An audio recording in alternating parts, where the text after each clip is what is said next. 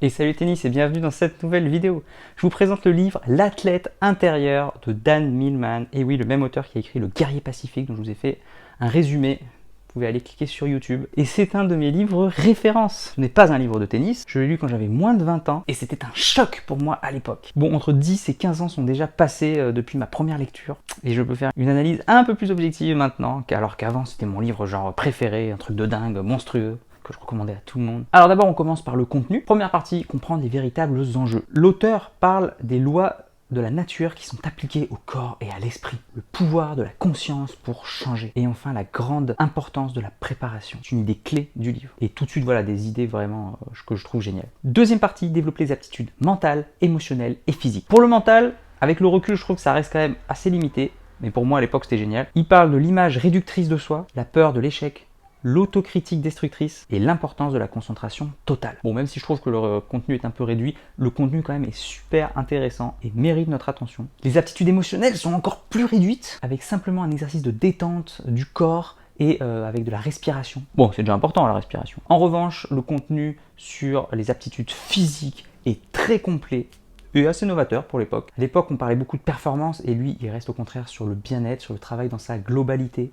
Et ça, c'est vachement novateur, alors que maintenant, de plus en plus de préparateurs physiques ont conscience de ça. Alors les sujets sur la force, la relaxation, la souplesse, l'endurance et la sensibilité du corps sont très pertinents. Il rappelle que la loi de l'équilibre, la loi de la nature, est la clé. Développer toutes les qualités de manière harmonieuse et équilibrée, de manière équitable. La relaxation et la sensibilité doivent être au cœur du processus. Troisième partie, l'athlète naturel en action, avec 3 chapitres, l'entraînement, la compétition et l'évolution du sport. L'entraînement est pour moi le plus important que je retiens du livre. Il vaut mieux bien construire ses fondations pour pouvoir ensuite progresser de manière exponentielle. Si l'on veut aller trop vite, on aura des points faibles qui vont nous limiter, qui nous pénaliseront et nous empêcheront de monter haut. On peut reprendre nos fondations à n'importe quel moment. La compétition est importante pour tous les compétiteurs, avec pas mal de conseils. Certains pensent qu'elle est destructrice, d'autres pensent qu'elle est nécessaire. L'auteur tranche en voyant l'adversaire comme un enseignant, un professeur qui nous montre nos points faibles et nous aide à progresser. C'est d'ailleurs une vision que j'ai eue dès jeune et que j'ai toujours gardée à l'esprit, qui m'a aidé grandement dans la compétition. Il remarque également que dans les tournois, il y a un seul vainqueur pour un nombre incroyable de losers, de perdants, ceux qui ne favorisent pas du tout l'estime de soi ni la confiance. Pour remédier à cela, il propose des nouvelles règles fondées sur la coopération plutôt que l'opposition. C'est un peu discutable, mais en tout cas c'est intéressant. Alors les points forts, je trouve que les points de vue sur la loi de la nature appliquée au corps et à l'esprit sont vraiment géniaux. C'est extrêmement novateur. C'est d'ailleurs sur ce livre que j'ai fondé toute ma philosophie de vie, de la compétition. Ce livre m'a énormément aidé à me construire à l'adolescence. Donc ceux qui ont besoin de valeurs, ce livre est super. La vision que tout est lié, que tout doit être travaillé ensemble de manière cohérente et équilibrée, corps, esprit, émotion. Le point de vue sur la préparation, le travail des fondamentaux et l'équilibre entre les qualités physiques devrait être connu de tout le monde. Le travail de l'estime et de la vision de soi peut nous aider si on est sensible à ces sujets. Et il paraît qu'on est une grosse majorité à avoir une faible estime de soi dans la population. Le livre est rapide et facile à lire. Alors les points faibles, est-ce qu'il y en a? Je trouve que la partie sur le mental et sur l'émotionnel sont vraiment trop light. Avec l'expérience que j'ai maintenant, je pense qu'il y avait beaucoup de choses à dire d'autres. Lui qui prône l'équilibre entre le corps, l'esprit, l'émotion et le physique.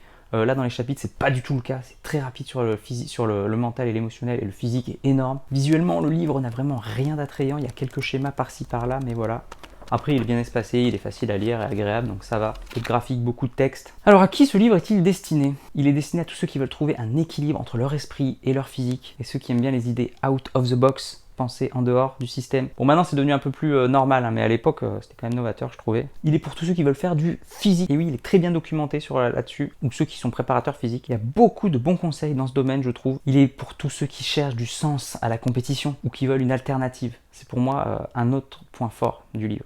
Il n'est pas destiné à ceux qui veulent aller en profondeur sur le mental et l'émotionnel, c'est vraiment light. Il n'est pas destiné à ceux qui veulent des exercices pratiques, tout fait, il n'y a rien. Je lui mets la note de 3,5 sur 5 pour être objectif, parce que si ça tenait qu'à moi, je lui mettrais 4,5 encore. Une bonne note parce que vraiment les idées sont très originales, le contenu sur le physique est ultra pertinent, le point de vue sur la compétition est pour moi fondamental. Maintenant voilà pourquoi baisser la note, il reste très light sur le mental et sur l'émotionnel, c'est vraiment dommage. il n'est pas spécifique au tennis. Je pense qu'il aurait mérité d'être régulièrement mis à jour au fur et à mesure parce qu'il commence quand même à vieillir, il est assez vieux. Pour ceux que ça intéresse, je vous ai mis le lien dans la description. Je sais pas si on peut le trouver ou pas, on va voir. En tout cas voilà, pour ceux qui l'ont lu ou ceux que ça intéresse, n'hésitez pas à me faire un commentaire de ce que vous en avez pensé, c'est hyper important pour moi, c'est un de mes livres préférés, même s'il n'a pas la meilleure note. Merci d'avoir regardé la vidéo, n'oubliez pas de cliquer sur j'aime, de partager la vidéo s'il vous plaît et de vous abonner si ce n'est pas encore fait pour ne louper aucune des prochaines vidéos. Moi je vous dis à bientôt, en attendant n'oubliez pas, allez jouer au tennis, soyez un athlète intérieur, progressez et surtout faites-vous plaisir. Ciao.